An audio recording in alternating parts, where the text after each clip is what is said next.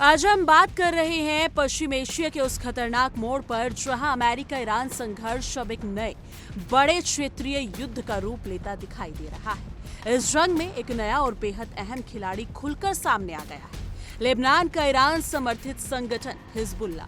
बताया जा रहा है कि हिजबुल्लाह ने सीजफायर तोड़ते हुए इजराइल पर रात पर मिसाइल और ड्रोन से हमला किया है। संगठन का कहना है कि हमला ईरान के सुप्रीम लीडर अली खामनेई की हत्या का बदला है। हिजबुल्लाह ने अपने बयान में कहा कि उसने कई मिसाइलों और बहुत सारे ड्रोन से इजराइल को निशाना बनाया और ये कार्रवाई खामनेई के पवित्र खून का बदला लेने, लेबनान की रक्षा करने और इजराइल के लगातार हमले के जवाब में की गई है। अब जरा सोचिए, जब पहले से ही अमेरिका और इजराइल बनाम ईरान के बीच तनाव चरम पर हो और तभी हिजबुल्लाह जैसी शक्तिशाली सशस्त्र संगठन खुलकर मैदान में उतर आए, तो इसका क्या मतलब होता है?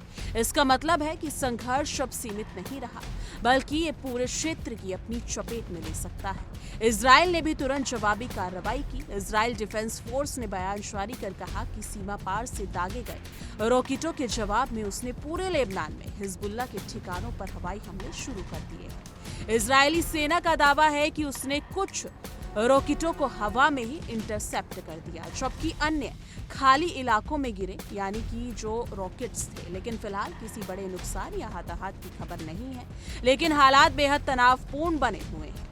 ये घटनाक्रम इसलिए भी अहम है क्योंकि पिछले 1 साल से अधिक समय में ये पहली बार है जब हिजबुल्लाह ने इजराइल पर सीधे हमले की जिम्मेदारी ली है।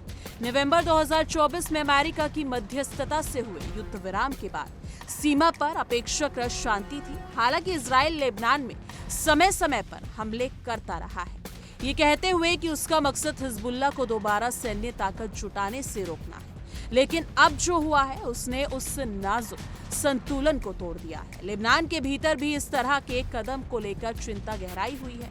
देश पहले ही आर्थिक संकट, राजनीतिक अस्थिरता और पिछले युद्ध की तबाही से पूरी तरह उभर नहीं पाया है। ऐसे में एक और बड़े युद्ध का खतरा लेबनान के लिए बेहद विनाशकारी साबित हो सकता है। लेकिन लेबनान के प्रधानमंत्री नवाफ सलमान ने साफ कहा है कि उनका देश किसी नई मुसीबत या युद्ध में नहीं फंसना चाहता। उन्होंने चेतावनी दी है कि जिम्मेदार लोगों के खिलाफ कार्रवाई की जाएगी और लेबनान की सुरक्षा सुनिश्चित की जाएगी। अब सवाल ये है कि हिजबुल्लाह का ये कदम ईरान के सीधे निर्देश पर उठाया गया है या ये संगठन की अपनी रणनीतिक पहल है। विशेषज्ञों का मानना है कि हिजबुल्लाह ईरान का सबसे शक्तिशाली क्षेत्रीय सहयोगी है और उसकी सैन्य क्षमता काफी मजबूत मानी जाती है।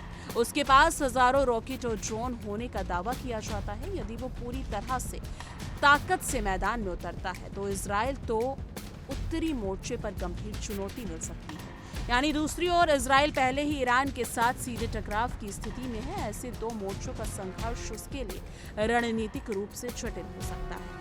अमेरिका की भूमिका भी अहम हो जाती है क्योंकि वो इजराइल का प्रमुख सहयोगी है और पहले से ही ईरान के खिलाफ अभियान में शामिल है। यदि हिजबुल्लाह के हमले तेज होते हैं तो अमेरिका को भी क्षेत्र में अपनी सैन्य मौजूदगी और बढ़ानी पड़ सकती है।